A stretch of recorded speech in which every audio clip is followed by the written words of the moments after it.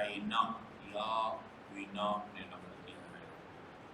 کہتے ہیں ہم امام جعفر صادق علیہ السلام امام محمد باقر علیہ السلام اور خدمت میں بیٹھے ہوئے تھے اور آپ کا گھر یا گجرا محبین سے چھلک رہا تھا. اس طرح کے الفاظ ہیں، سب محب تھے. اتنے میں وہ ایک بزرگ آئے، ضعیف تھے اور ایک عام لوہے کے عصا کا سہارا لے کے دروازے تک پہنچے.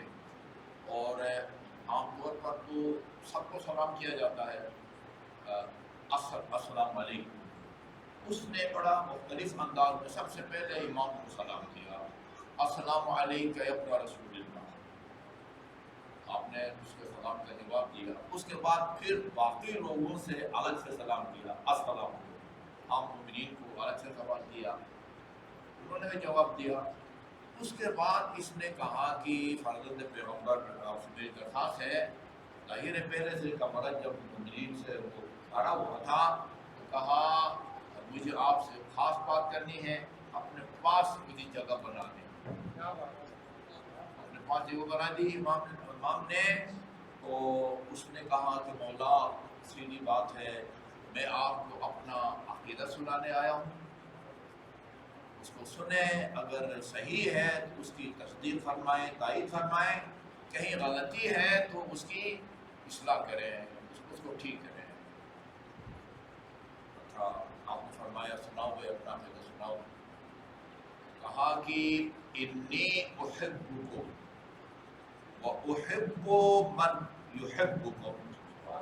سیدھی بات یہ ہے کہ میں آپ سے بھی محبت کرتا ہوں اور جو آپ سے محبت کرے اس سے بھی محبت کرتا ہوں. لا لطمعا فی دنیا. فرزند پیغمبر یہ میرا جملہ ہے، بے شک قسم لے لیں، یہ ادھر نہیں ہے. اسی زیب داستان کے لیے میں نے پڑھایا ہے. بے شک قسم لے لیں، یہ کسی دنیا کی لالچ میں نہ آپ سے محبت کرتا ہوں نہ آپ کے محبین سے. آپ سے محبت بھی قربتاً اللہ اور آپ کے محبین سے محبت بھی قربتاً اللہ.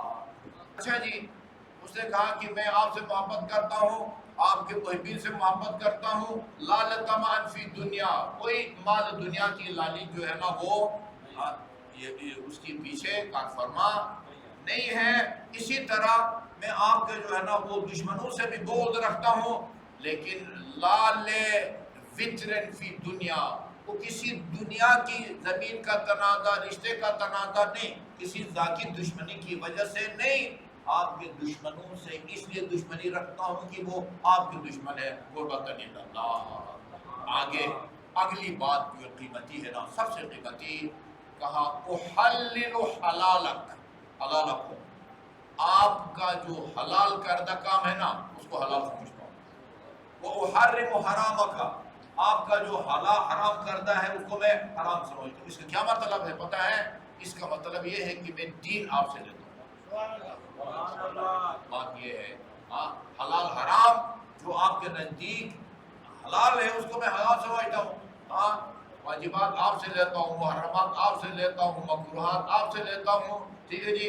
اور وہ میرے خیال میں سکونی یا پتہ نہیں کسی نے امام جعفر صادق سے کہا علیہ السلام فرمایا تھا، مولا مجھے نا آپ پر اتنا اعتبار ہے، ہاتھ میں وہ انار تھا، کہا اس کو اگر آپ 2 ٹکڑے کریں نا اور 2 ٹکڑے کر کے کہیں یہ 50% آدھا حلال ہے، 50% آدھا حرام ہے، ذرہ برابر مجھے آپ کے اس فیصلے پر شک نہیں ہوگا. اتنا مجھے آپ کے حلال ہوگا.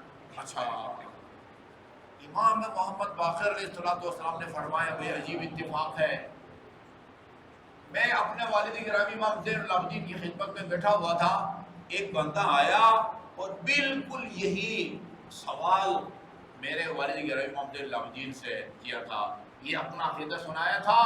جو جواب میرے والد گرامی یار امام زین العابدین نے اس کو دیا تھا، ظاہر ہے میرا بھی وہی جواب ہوگا.